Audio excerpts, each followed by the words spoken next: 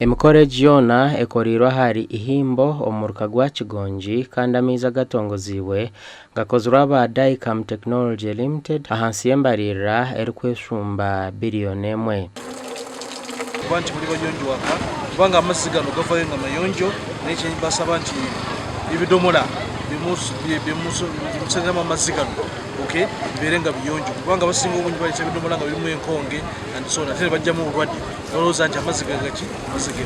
gabacyama amaziga bali clean kandi nijo ngaruga kikarara agwekizo cyabo cyamizi honorable minister kanyoherezayo twatekayo timu na hatera muneye timba baza kubatera yamiza garwecunda agana ikondo ago kubana bacunda bari kubona mizi go kukozesa minu hayiro tutegerezaga mizi agarwesinduka agarashikeyo obwire butaro bwahaye amiza aga nigije kubana gakoresa amani g'izoba kandi abaturano bashabo kugakoresa kurunji gahangare aza amashanyarazi turi koresa nagasora umushana gwa gutariho amizi tigakaza mu tanga sora yagira mu buzibu amizi tigakaza mu tanga hagira wa kutura waya tigari kuzamo twagira nshingeri izuba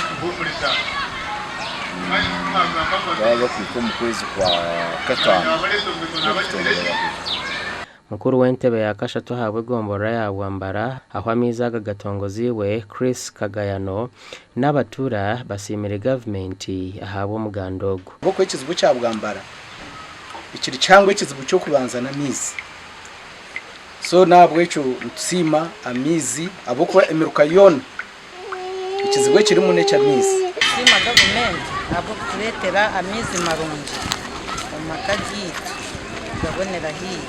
kandi tuzagakozesa kurungi kiri kweta tumwe kwira mizi akwa tubire ntubona munonga turi kubona bonese bwa mizi konkara tusima government ehangare kwihahara Museveni kwishira chumwe ahakachikwa kahansi mwe bari kutwereza mizi aha kutongoza mizaga abasingire kuba bayonjo makagabo bahirwe bihembo gasha kwa Dan Basibye.